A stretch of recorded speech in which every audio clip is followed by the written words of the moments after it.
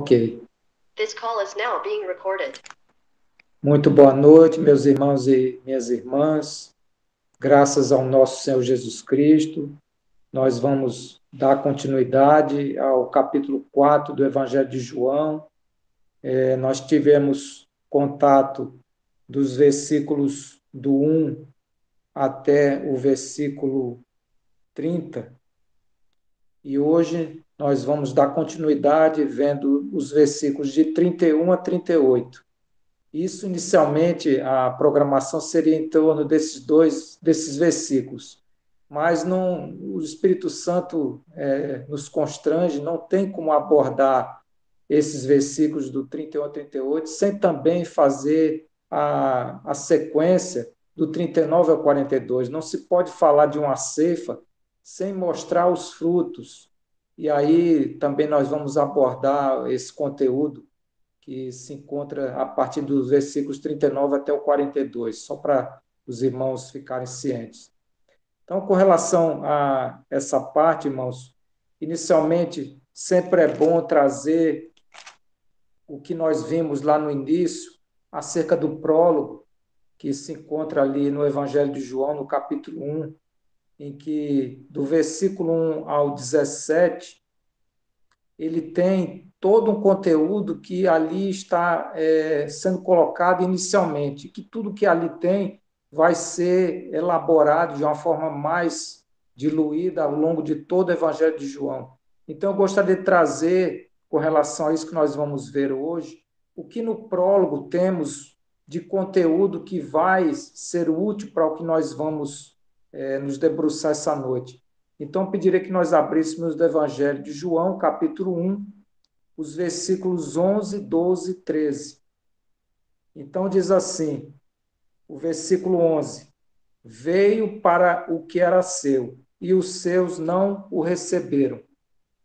O 12: Mas a todos quantos o receberam, deu-lhes o poder de serem feitos filhos de Deus, a saber, aos que creem no seu nome.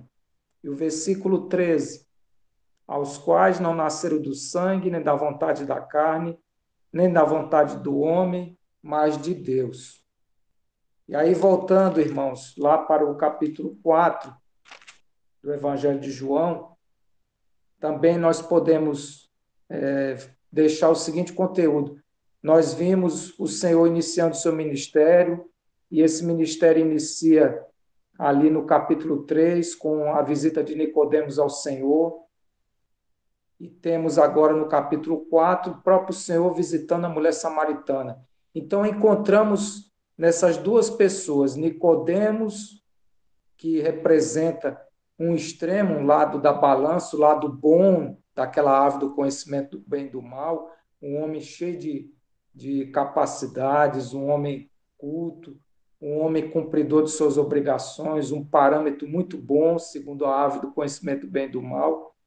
E agora nós nos debruçamos diante da mulher samaritana, uma mulher dentro desse conceito, um conceito bem mais depreciativo, uma mulher que seria o lado mal dessa árvore. E aí todos nós, irmãos, diante de todo esse contexto entre Nicodemos e a mulher samaritana, nós podemos ser incluídos. Todos nós, mais ou menos, estamos dentro de todo esse escantilhão entre Nicodemos e a mulher samaritana. E por isso podemos descansar. Graças ao Senhor, todos nós podemos olhar para esses dois exemplos e encontrarmos aqui ou ali algo em que podemos nos encaixar. E aí onde o Senhor mostra realmente que o seu plano de salvação não faz acepção de pessoas. Louvado seja o nome do Senhor. O que importa em tudo isso que nós estamos vendo, esse padrão de Nicodemos, da mulher samaritana, não é a carga de conhecimento, padrão ético-moral ou carga de pecados que possuímos, e sim o coração quebrantado para assumirmos que todos nós somos trapos de imundície diante de nosso amado Senhor. Esse é o propósito de Deus ao vir aqui, como nós vimos lá através de João Batista, o Senhor inicialmente, tanto João Batista como o Senhor, ao iniciarem o seu ministério, a primeira coisa que era lançada é que nós nos arrependêssemos. E graças ao Senhor, nós fomos aqueles que ouviram, obedeceram diante desse clamor do Senhor, que o início do seu ministério, ele suscita que nós possamos ser levados ao pleno arrependimento. Louvado e bendito seja o nome do Senhor. Mas antes, irmão, de nós iniciarmos os versículos, que eu vou dividir em duas partes, primeiro eu vou tratar, no primeiro momento, dos versículos 31 a 38, do capítulo 4 de João, que vai falar da ceifa e dos ceifeiros, e depois dos versículos 39 ao 42, que vai dar conta daquela primeira colheita, que fruto daquilo que o Senhor pregou àquela mulher samaritana. O fruto foi, graças ao Senhor, já evidenciado, uma semeadura e uma colheita quase que instantâneas. Louvado seja o nome do Senhor. Então, eu vou ler, no caso, os versículos do capítulo 4, de 26 a 30, até para a gente contextualizar essa passagem agora que nós vamos tratar, dos versículos 31 a 38. Então, o versículo 26 diz assim: Disse Jesus à mulher samaritana: eu que falo contigo, quando ela pergunta se ele deveria ser chamado Cristo. No versículo 27, nesse ponto, chegaram os seus discípulos e se admiraram de que se estivesse falando com a mulher. Todavia, nenhum lhe disse: Que perguntas? Ou por que falas com ela? Versículo 28. Quanto à mulher, deixou o seu cântaro, foi à cidade e disse àqueles homens. Versículo 29. Vinde comigo e vede um homem que me disse tudo quanto tenho feito. Será este, porventura, o Cristo? E o 30. Saíram, pois, da cidade e vieram ter com ele. Então, esses versículos que foram lidos é para que a gente possa contextualizar o momento em que nós vamos agora dar prosseguimento do 31, dos versículos 31 até o 38. Jesus, anteriormente, chegou àquele poço, designou seus discípulos para que fossem até o povoado, a cidade de Sicá, para buscar mantimento, enquanto ele, com certeza, estaria esperando a mulher samaritana. E no diálogo que ele teve com a mulher samaritana, nós percebemos que houve realmente algo já de proveitoso. O Senhor conseguiu alcançar aquela mulher. E graças ao efeito multiplicador do que o bom pastor faz em nossas vidas, essa mulher suscitada agora aí, de uma forma corajosa, porque é uma mulher que antes se escondia de todos, não só dos homens, mas de todos os que habitavam naquela cidade. Esta mulher agora é encorajada a voltar àquela cidade diante dos homens, e olha que era uma mulher samaritana, e uma mulher não muito conceituada, de um bom conceito, mas agora essa mulher é encorajada a voltar e anunciar as maravilhas de nosso Senhor Jesus Cristo aos homens.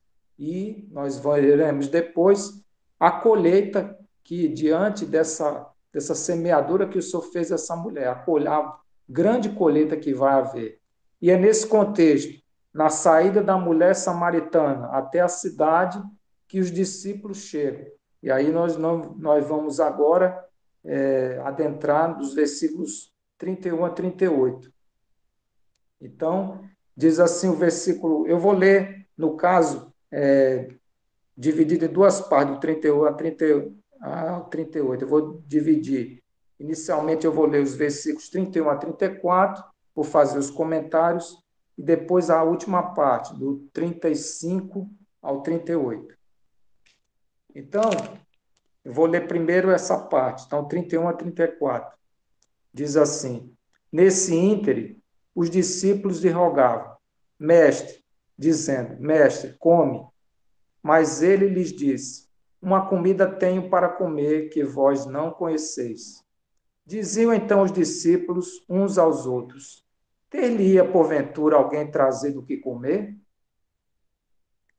Disse-lhe Jesus, a minha comida consiste em fazer a vontade daquele que me enviou e realizar a sua obra. Então, irmãos, dentro desses versículos, nós podemos comentar o seguinte: da mesma forma que ocorreu lá com o exemplo da mulher samaritana, os seus discípulos estavam mais preocupados com as necessidades de sustento físicas. Assim como a mulher samaritana tratou com o Senhor a questão da sede, agora os discípulos tratam com o Senhor a questão da fome. E aí nós podemos ver isso com relação à sede no versículo 15 do capítulo 4 de João, que a mulher samaritana disse assim ao Senhor, lá está, disse-lhe a mulher, Senhor, dá-me dessa água, para que eu não mais tenha sede, nem precise vir aqui buscá-la. Porque o Senhor diz para ela que ele é a verdadeira, ele tem rios de água viva para oferecer, que mata a sede das pessoas. Assim como o próprio Senhor agora, falando da comida, diz aos discípulos que ele que estava com fome tem uma comida da qual eles não conheciam. Então vejo com o mesmo paralelo que foi estabelecido com a mulher samaritana, a questão de ver as coisas de uma forma física e o Senhor trazer para um conteúdo espiritual com relação à sede. O Senhor da mesma forma está trabalhando com seus discípulos que estão falando de uma comida física e o Senhor fala de uma comida espiritual e que ele abundantemente a tem. Então, prosseguindo, falamos dessa analogia e vejo, com relação ao que a mulher samaritana falou acerca da sede, né? No versículo 7, isso está ali posto. No versículo 10, o Senhor vai falar da água viva. No versículo 14, o Senhor vai falar de uma fonte de água viva. Então, veja o contexto. Um homem que chega com sede no poço, ele vai dizer que tem uma água e essa água é viva a jorrar. Então, veja o contraste. Da mesma forma, agora, com relação à fome. Os discípulos, no versículo 31, falam ao Senhor de uma fome física que ele estava, mas o Senhor vai falar para eles que ele é aquele que veio para trazer uma comida, não uma comida que saciaria a fome física, mas uma comida que saciaria a necessidade de fome espiritual. E nós temos, irmãos, lá no Antigo Testamento, algo sobre isso. Isso se encontra em Deuteronômio, capítulo 8, o versículo 3, que é esse enxergar, que quebra essa questão de nós vermos as coisas que veem e alcançarmos ver aquilo que não se vê.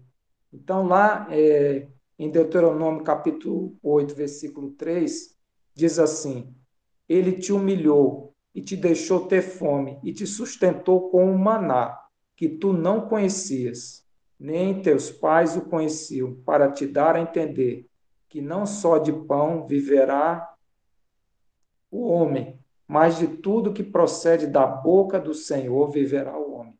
Então, nós temos isso aqui no Antigo Testamento, e agora o próprio Senhor vai colocar isso aqui no Antigo Testamento, de uma forma sombria ainda, uma figura, uma sombra, um tipo. Agora nós vamos ver efetivamente acontecendo. O Senhor mostrar que pão é esse que desce do céu, não aquele maná que lá no episódio de Moisés eles comeram e morreram, mas aqui o maná que desceu do céu, o verdadeiro maná, aquele que vai alimentar todos para a vida eterna. Então, irmãos, também podemos dizer que Jesus, lá naquele poço, ele está cansado depois daquela viagem que ele fez, ele está com sede e com fome, naquele momento, em pleno meio-dia, um horário habitual de uma refeição. Mas, mesmo com todas essas necessidades físicas, ele tinha em mente o grande desígnio de sua vida terrena, que era fazer a vontade de seu Pai. Então, naquela ocasião, a oportunidade de satisfazer o desejo do coração de Deus o fez esquecer do cansaço, da sede e da fome. E nós podemos ver isso em Mateus capítulo 4. Então, pediria que os irmãos abrissem em Mateus capítulo 4, que diz assim, Mateus capítulo 4, os versículos 2, 3 e 4, diz assim lá, e depois de jejuar 40 dias e 40 noites, teve fome. Então o tentador, aproximando-se dele, disse, se és filho de Deus, manda que estas pedras se transformem em pães. Jesus, porém, respondeu: está escrito, não só de pão viverá o homem, mas de toda palavra que procede da boca de Deus. Então, nosso Senhor já tinha passado por uma situação de fome, já tinha passado por uma situação que ele mesmo disse que não só de pão viverá o homem, não de pão físico, mas de toda palavra que procede da boca de Deus. E aí esse Senhor está preparado para, nesse momento, ainda que esteja com fome, com sede e cansaço, ele pode, mais uma vez, demonstrar que realmente a verdadeira comida, a verdadeira bebida, o verdadeiro descanso se encontra na palavra de Deus. E é essa comida que o Senhor tem para nos oferecer. Louvado seja o nome do Senhor. Também encontramos, irmãos, numa outra versão, não a minha aqui, no que se encontra em Jó, capítulo 23, o versículo 12, lá diz o seguinte: estimei as palavras de sua boca mais do que minha comida necessária. Então vejam como transcende a questão realmente da necessidade não física, mas sim espiritual. E só um pode nos alimentar com essa fome espiritual que nós temos, é o próprio Senhor. Então ele, nesse momento, subjuga sua necessidade física, sua fome, em prol de algo muito mais valoroso, de algo que, muito mais alegre e que o deixará tranquilo em fazer, que é satisfazer a necessidade de seu Pai. Então, muito mais do que suprir as suas próprias necessidades físicas, como cansaço, que o Senhor realmente estava cansado, estava com sede e fome, a alegria do Senhor, o seu prazer, vontade e satisfação era agradar o coração do Pai, fazendo cumprir a comissão que lhe foi outorgada. E nós podemos atestar isso, que o Senhor vai falar lá em João, no capítulo 17, quando ele, já terminando a sua obra, toda a sua obra que o Pai lhe comissionou, ele vai dizer neste versículo de João 17:4, que diz assim: eu te glorifiquei na terra, consumando a obra que me confiaste para fazer. Louvado seja o nome do Senhor. Então, a sua comida era promover o reino de Deus, restaurar a vida das almas perdidas, espalhar a luz do Evangelho e, em resumo, trazer a salvação ao mundo. Tal comissão celestial fez com que ele, mesmo cansado, com sede e com fome, esquecesse de suas próprias necessidades. Nós podemos também comprovar isso com o que o Senhor deixou ali em Mateus, capítulo 16, versículo 24, em que nós somos inseridos nesse contexto. O Senhor disse em tal versículo, Mateus 16, 24, diz assim: então disse Jesus a seus discípulos: se alguém quer vir após mim, a si mesmo se negue, tome sua cruz e siga-me. Também podemos ter um outro exemplo de negar-se ou diante das necessidades físicas, nós temos uma outra forma de nos conduzir, como foi o exemplo do bom ladrão. Aquele homem naquela cruz, padecendo, cheio de dores e sofrimentos, ele não se comporta como outro ladrão. E o que seria natural, um homem ali está realmente reclamando das dores, de todo o sofrimento, mas ele toma uma atitude diferente, ele nega realmente o seu cansaço, o seu sofrimento físico. E ali ele olha para o nosso Senhor e o vê como seu rei e entrega a sua vida a ele. Louvado seja o nome do Senhor. Também podemos ver, irmãos, em 2 Coríntios, capítulo 4,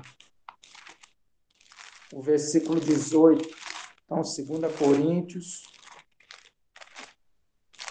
capítulo 4, o versículo 18, que diz assim: não atentando nós nas coisas que se veem, mas nas que não se veem, porque as que se veem são temporais e as que não se veem são eternas. Então, o Senhor, como aquele que é o exemplo para nós, ele não se atentou nas coisas temporais. Aquela fome física que ele teve não foi obstáculo para que ele anunciasse realmente, que antes de ele ter uma fome física, ele era aquele que iria saciar nossa fome espiritual.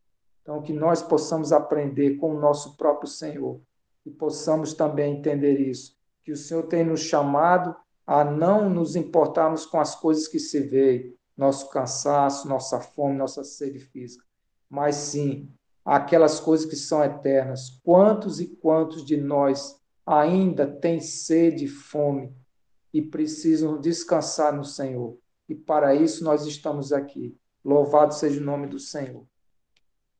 Então, irmãos, nessa primeira parte, dos versículos do 31 a 34 seria isso. Vamos prosseguir agora dos versículos 35 ao 38, lá do capítulo 4 do Evangelho de João. Então, vou voltar aqui no capítulo 4 e vou ler, no caso, os versículos do 35 ao 38. Então, diz assim, no capítulo 4, 35 ao 38. Não dizeis vós que ainda há 4 meses até a ceifa? Eu, porém, vos digo, erguei os olhos e vede os campos, pois já branquejam para a ceifa. O ceifeiro recebe desde já a recompensa e entesoura o seu fruto para a vida eterna. E dessarte se alegram tanto o semeador como o ceifeiro. Pois, no caso, é verdadeiro o ditado: um é o semeador e outro é o ceifeiro. Eu vos enviei para ceifar o que não semeaste, no que não semeastes. Outros trabalham e vós entrastes no seu trabalho. E para nós adentrarmos nesses versículos, do 35 ao 38, eu convidaria os irmãos para a gente tocar um pouco na parábola do semeador, que se encontra em Mateus 13. Então, poderíamos abrir lá em Mateus 13. Nós vamos ler alguns versículos dessa parábola do semeador. Então, Mateus 13, eu vou ler os versículos o 3, o 8, o 16, o 17 e o 23. Então, no versículo 3 de Mateus 13, diz assim: E de muitas coisas lhes falou por parábolas, e dizia: Eis que o semeador saiu a semear.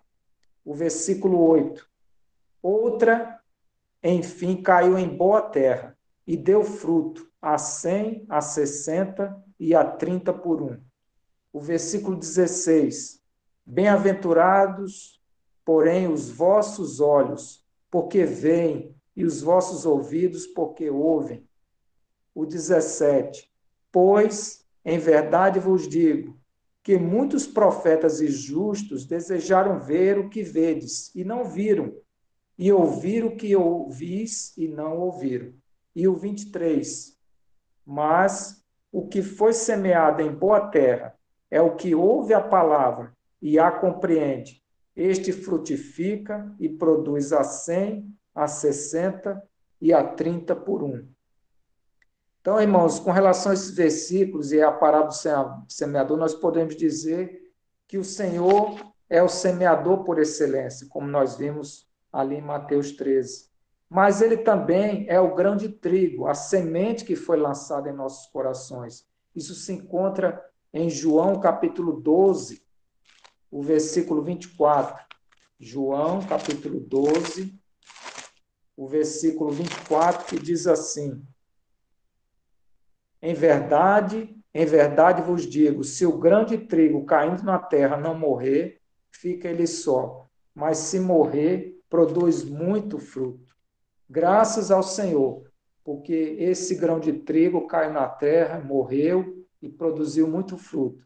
E aqui nós vamos ver nesse episódio quanto fruto foi produzido. Podemos, diante do versículo, voltando agora ao capítulo 4 de João, o versículo 34, 35, desculpe, que o Senhor fala: Não dizeis vós que ainda há 4 meses até a ceifa, eu, porém, vos digo, erguei os olhos e vede os campos, pois já branquejam para a ceifa. É interessante esse conteúdo, porque nós lemos esse versículo 35, e podemos perguntar assim: o senhor está falando de um contraste entre um tempo em que é semeada a semente e um tempo de 4 meses até que a ceifa aconteça. E aí, eles podem ficar. A pergunta que nós podemos fazer diante desse versículo 35, ou uma afirmação, é a seguinte: os discípulos acreditam que deve existir um certo intervalo entre a semeadura e a colheita, mas o próprio Senhor aqui está dizendo que ele acabou de semear a semente e que foi a semente lançada ali na mulher samaritana. E a colheita já está prestes a acontecer, que nós vamos ver ali, como está no versículo 30 do capítulo 4 de João, que diz assim: saíram, pois, da cidade e vieram ter com ele. Então, aquela mulher samaritana que recebeu a semente santa do Senhor, ela não se contém em si mesma, ela vai até a aldeia, leva essa mensagem maravilhosa e já podemos ver o fruto dessa colheita. Então, vejam como as coisas espirituais são diferentes das coisas terrenas. Terrenalmente, nós podemos dizer que semeamos hoje e colhemos depois de um tempo, mas com relação à colheita espiritual, o que o Senhor disse no versículo 35 é agora uma prova de que isso é diferente, de que não é da mesma forma. As coisas que não se vê são coisas espirituais e têm sua conformação de uma outra maneira. O Senhor lançou essa semente santa e os discípulos vão ver a colheita. E por isso que ele diz, né, que os campos já branquejam. Ou seja, os discípulos já vão ver uma colheita maravilhosa através de uma semeadura de apenas uma mulher, uma pequena semente. Os discípulos vão ver o colher de muito fruto. A salvação chegou até os samaritanos. E também podemos dizer, há um contraste aqui. Enquanto humanamente nós podemos dizer que há um tempo de 4 meses, o Senhor mostra que isso pode se dar instantaneamente, a colheita também, a colheita de forma física, ela se dá durante um tempo. E se formos falar da colheita espiritual, essa colheita é algo para a vida eterna. Então há um contraste muito maravilhoso entre as coisas físicas e as coisas espirituais. E também o senhor fala, né, nesse conteúdo, que uns trabalharam no plantio e outros vão trabalhar na ceifa, na colheita. Em tal colheita, outros já haviam trabalhado antes. Moisés, nesse tipo de colheita, no caso da mulher samaritana, houve um trabalho anterior feito por Moisés, feito por João Batista, como está lá no versículo 3 do Evangelho de João, versículo 23, que diz assim: ora, João estava também batizando em Enom, perto de Salim, porque havia ali muitas águas, e para lá concorria o povo e era batizado. E também o próprio Senhor é esse que lança a semente, no caso da mulher samaritana. E que colheita é essa, irmãos, que nós podemos ver? Os samaritanos, aquele povo que era, como nós vimos, um povo desprezado, um povo que dele jamais poderia ser dada a eles o alcance da salvação, essa colheita maravilhosa, que mostra que o Senhor não faz acepção de pessoas. E o que importa, como nós vimos lá no prólogo, é um coração, é a pessoa realmente diante do Senhor, independente da sua condição, dependendo da situação que se encontra, abrir seu coração, ver realmente diante da maravilha do Senhor, se arrepender. É possível que qualquer um, mesmo aqueles que não são judeus, como o Senhor disse, a salvação vem dos judeus, mas o alcance da salvação é para todos. Então, todos nós somos convidados a trabalhar nessa obra maravilhosa, tanto semeando com a ajuda da boa semente, do grão de trigo, como também colhendo. E todos nós somos chamados pelo Senhor nessa atividade maravilhosa. Nós podemos também verificar na questão do que uns trabalham, outros ceifam, e esse é o trabalho do Senhor. Em alguns momentos, nós podemos ser levados a plantar, em outros momentos, ser levados a ceifar. Os discípulos, naquele momento, eles estão levados a ceifar aquela colheita que o Senhor fez. Mas também nós veremos em alguns outros episódios futuros, no caso de Filipe, ele vai ser lançado depois para naquele plantio que o Senhor fez ali com os samaritanos. Vai haver também uma intervenção de Filipe, isso nós vamos ver depois em Atos, que Filipe vai ser depois designado para esses mesmos samaritanos. Então, nós não podemos ver nessa questão de ser semeador e ceifar, podemos ver qualquer distinção. O povo de Deus ela é chamado tanto a ser semeador como ceifeiro. E todos nós devemos nos regozijar quando o trabalho chega ao seu fim, quando as pessoas são levadas à salvação. O semeador trabalha em antecipação do que está para vir. O ceifeiro nunca deve esquecer de que a colheita que ele desfruta é o fruto do trabalho de outro. Então, nessa seara, nesse plantio, né, nessa semente lançada e na colheita, todos nós somos levados a participar. Nenhum achando que é mais valorizado que o outro. Todos nós devemos colaborar nessa obra maravilhosa do Senhor. E aí nós podemos também ir lá em Atos, capítulo 1, Atos, capítulo 1, versículo 8, que o Senhor vai também mostrar todo o prosseguimento dessa obra de semeadura que ele fez. Ele vai dizer assim, Atos capítulo 8, versículo 1, mas recebereis poder ao descer sobre vós o Espírito Santo, e sereis minhas testemunhas, tanto em Jerusalém, como em toda a Judéia e Samaria, e até aos confins da terra. E lá em Atos, capítulo 8, versículos do 4 ao 8, que nós vamos ver Filipe sendo encarregado, né, pelo Senhor de voltar àquela população da Samaria. Então, veja, houve uma semeadura e Filipe agora tem o encargo de retornar ali, de levar muitos mais à conversão que inicialmente o Senhor deixou através daquela mulher samaritana. Está ali em Atos, no capítulo 4, dos versículos 4 a 8, o seguinte, Atos, irmãos, Atos capítulo 8, dos versículos 4 até o 8, diz assim, Filipe prega em Samaria, entre mentes os que foram dispersos iam por toda parte, pregando a palavra. Filipe, descendo à cidade de Samaria, anunciava-lhes a Cristo. As mulheres atendiam unânimes às coisas que Filipe dizia, ouvindo-as e vendo os sinais que ele operava, pois os espíritos imundos de muitos possessos saíam gritando em alta voz, e muitos paralíticos e coxos foram curados, e houve grande alegria naquela cidade.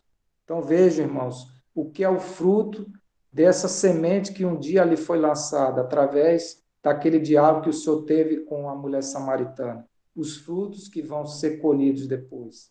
Louvado seja o Senhor.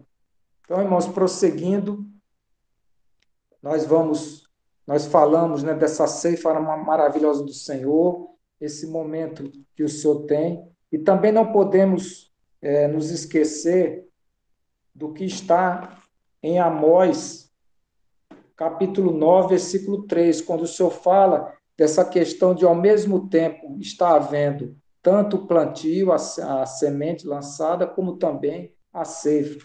Isso é uma promessa de algo que está ali em Amós, capítulo 9, versículo 13. Se os irmãos quiserem, nós podemos ler Amós, capítulo 9, versículo 13, que diz assim, Eis que vem dias, diz o Senhor, em que o que lavra segue logo ao que ceifa, e o que pisa as uvas ao que lança a semente.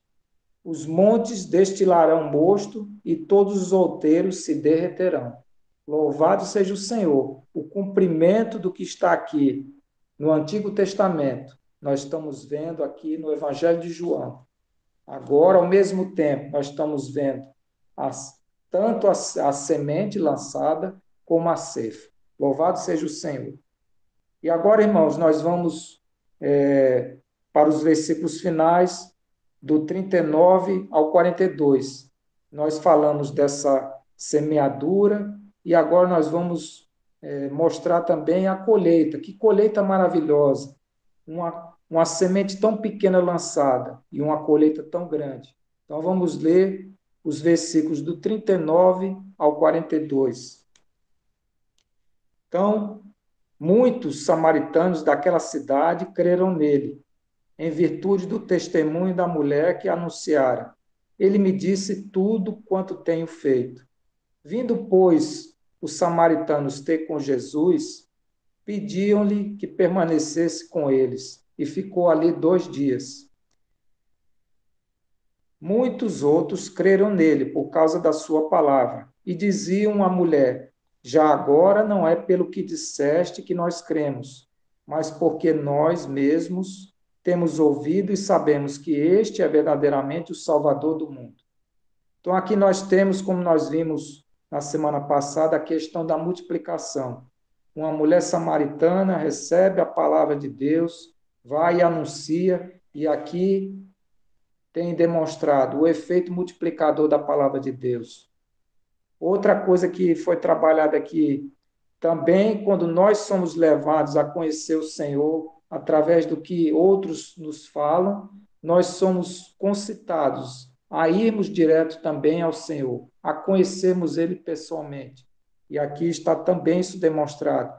Eles dizem no versículo 42, já agora não é pelo que disseste que nós cremos, não é pelaquilo que a mulher samaritana testemunhou a eles lá na cidade, mas agora nós mesmos temos ouvido e sabemos que verdadeiramente Ele é o Salvador do mundo.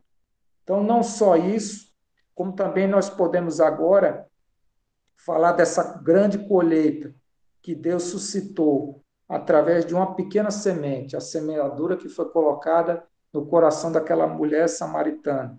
De início, nós podemos, assim, para resumir estes versículos do 39 ao 42, e, aliás, em todo o contexto do capítulo 4 que nós lemos, nós, no início de todo esse episódio da mulher samaritana, nós encontramos apenas um homem sozinho, cansado, sedento e faminto à beira de um poço. E agora nós podemos finalizar e dizer que ele agora é o Salvador do mundo. Veja a transformação que ocorreu. De início, era apenas um judeu, que, como tal, não mantinha relações com os samaritanos, muito menos com a mulher. Agora, ele é convidado a ficar com eles. Que transformação que houve. De início, apenas conseguiu converter uma mulher de baixa reputação, mas agora muitos samaritanos creem nele. E aí, irmãos, este episódio para nós é muito significativo. Nós não temos ideia de que um ou outro, cada um de nós, tendo realmente essa semente santa entrado em nós e nos convertido, qual o efeito multiplicador que nós podemos conseguir junto a tantos que ainda não conhecem o Senhor?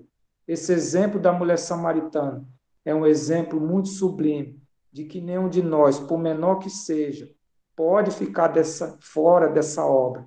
O Senhor disse, e o Senhor cada vez mais clama, para que se mande trabalhadores para a colheita, para a sua vinha. E nós somos esses trabalhadores requisitados pelo Senhor. O Senhor chama porque a messe é grande, a colheita, como nós vimos, e os discípulos viram, foi grandiosa. Mas o Senhor necessita de trabalhadores, sejam pequenos, seja cada um com o seu compromisso, apenas um levar a palavra ao outro, levar este rio de água viva ao outro. E quantas coisas podem acontecer mediante o engajamento de cada um de nós nessa obra. Então, irmãos, para nós essa palavra é de grande incentivo, de grande encorajamento, que nós nunca nos esqueçamos. O Senhor conta com cada um de nós, por menor ou maior que sejamos, por mais Nicodemos ou menos com a mulher samaritana. O Senhor conta com cada um de nós, para que essa obra de multiplicação, essa obra de colheita da messe, seja alcançado, que o grão de trigo que caiu naquela terra produz muito fruto, mas o Senhor precisa de cada um de nós como trabalhadores nessa messe maravilhosa. Louvado e bendito seja o nome do Senhor. Aleluia. Amém. Amém. Irmã, Amém. eu fiquei muito impressionada que o irmão falou muito da mulher samaritana, o testemunho dela. E o que foi o testemunho